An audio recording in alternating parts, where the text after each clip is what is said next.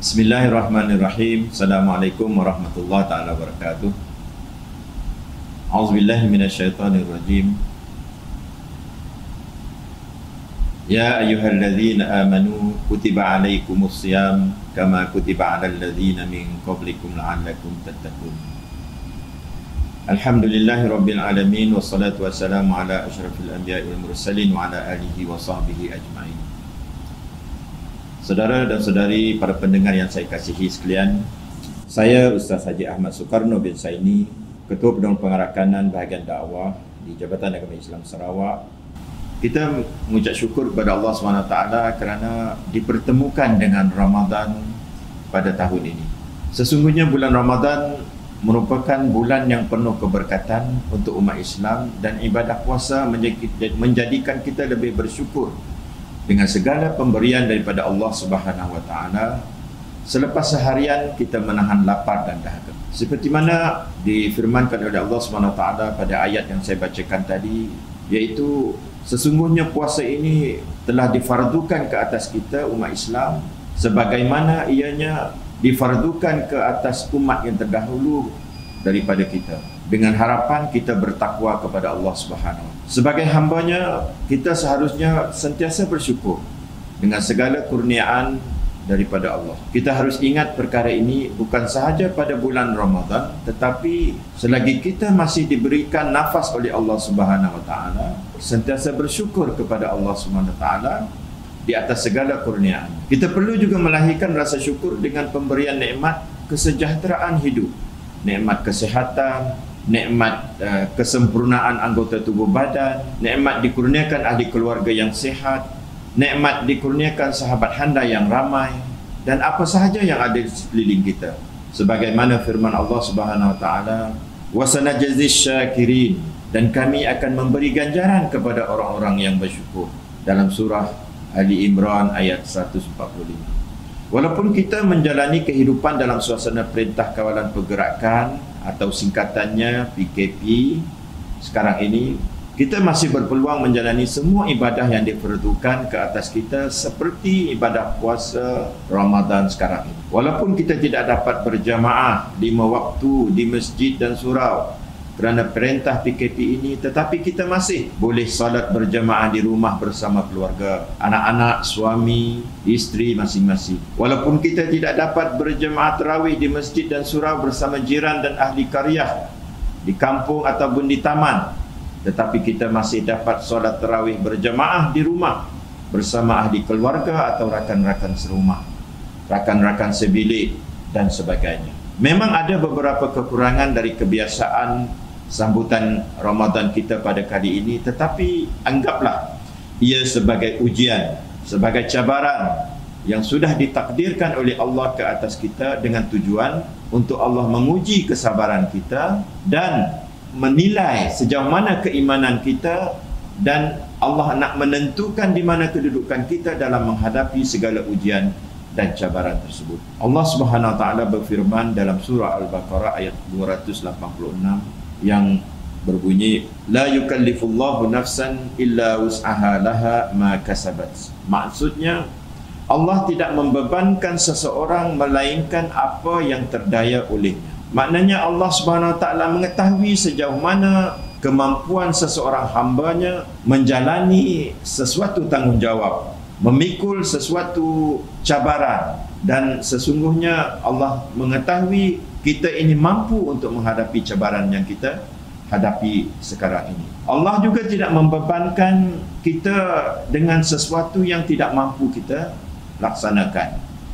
Setiap orang ada kemampuannya, dan begitulah sebaliknya. Dan mengucapkan syukur atau syukran dalam bahasa Arabnya bermaksud terima kasih kepada orang yang menghulurkan bantuan adalah salah satu adab yang telah kita lalui di dunia pada masa ini, lagi-lagi di dalam masyarakat Melayu kita. Memang tidak dapat dinafikan dalam kehidupan hari ini, malah ada yang semakin kurang beradab dan bersifat ego sehingga sukar sekali untuk melahirkan ucapan terima kasih, thank you dan sebagainya. Ucapan terima kasih bukan sahaja penting diucapkan oleh orang yang menerima pertolongan, tetapi juga orang yang menghulurkan bantuan Meskipun ada yang mungkin menganggap ia satu perkara remeh, tetapi ia juga menunjukkan ataupun penunjuk utama bahawa sikap beradab itu amat dihargai di dalam Islam. Orang yang sukarela menghulurkan bantuan itu tinggi jasanya bila mengurniakan sesuatu kepada orang yang mengalami kesusahan, atau memberi kita makanan apabila kita kelaparan, menjaga kita apabila kita sakit, dan buktinya akan dikenang sepanjang hayat.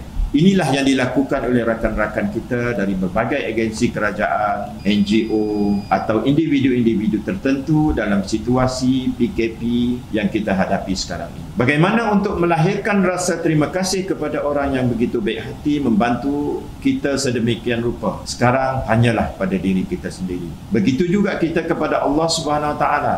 Segala macam nikmat yang Allah Subhanahu Wa Taala berikan kepada kita, maka kita seharusnya bersyukur. Allah yang Maha Berkuasa mengingatkan hamba-Nya di dalam Al-Quran betapa banyaknya nikmat yang telah dikurniakan oleh Allah kepada kita. Di dalam firman-Nya Allah Subhanahu Wa Taala berfirman, "Wa in ta'uddu ni'matallahi la tuhsuha." Surah An-Nahl ayat 18. Dan jika kamu menghitung nikmat Allah, nescaya kamu tidak akan dapat menentukan jumlahnya. Sesungguhnya Allah benar-benar Maha Pengampun lagi Maha Penyayang. Semua jenis makanan yang kita makan, serta tanaman yang menghasilkan makanan, matahari yang memberi cahaya, kehidupan serta air hujan dan pelbagai lagi yang kita nikmati di atas muka bumi ini untuk kelangsungan hidup kita adalah nikmat yang datang daripada Allah Subhanahu Wa Taala. Bukankah kita harus terus bersyukur kepada Allah Subhanahu Wa Taala kerana begitu banyak limpahan pemberian nikmat yang telah diberikan kepada kita. Sebagai balasan kepada semua yang diberikan itu, Allah Subhanahu Wa Taala hanya meminta satu saja, agar kita secara ikhlas menunjukkan rasa syukur dan terima kasih kita kepadanya. Saudara dan saudari, para pendengar yang saya kasihi sekalian, Allah Subhanahu Wa Taala juga ada berfirman di dalam surah An-Nahl ayat 14 yang kira ayatnya berbunyi, wa huwallazi sakharal bahra litakul wa huwallazi sakharal bahra litakulu minhu lahma ila akhir ayat, yang bermaksud, dan dialah yang memudahkan kamu lautan agar kamu dapat memakan daging ikan yang segar, dan dapat kamu mengeluarkan daripada lautan itu perhiasan seperti mutiara, permata dan sebagainya, yang kamu pakai, dan kamu melihat kapal berlayar padanya supaya kamu mencari rezeki atau keuntungan daripada kurniaannya, dan supaya kamu bersyukur. Rasa syukur juga adalah pemberian yang paling hebat daripada Allah Subhanahu Wa Taala. Lagi banyak kita menzahirkan rasa syukur kepadanya, bertambah-tambahlah nikmat yang Allah berikan kepada kita. Ini dinyatakan oleh Allah Subhanahu Wa Taala di dalam firman-Nya, la in syakartum la azidannakum wa la in kafartum inna azabi lasyadid. Memaklumkan sesungguhnya jika kamu bersyukur akan nikmatku, nescaya akan aku tambah nikmatku kepadamu, dan jika kamu mengingkari nikmatku, maka sesungguhnya azabku sangat pedih.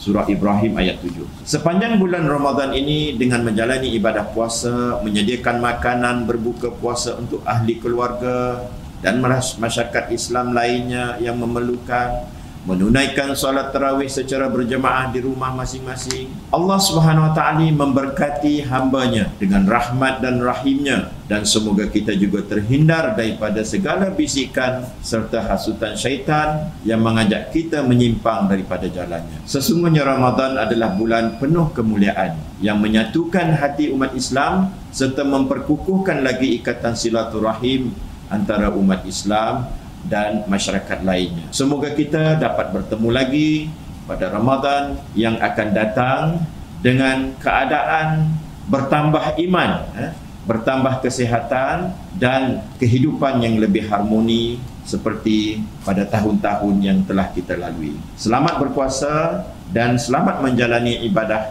Ramadan. Stay safe, stay home. Wassalamualaikum warahmatullahi taala wabarakatuh. Terima kasih di atas perhatian saudara dan saudari.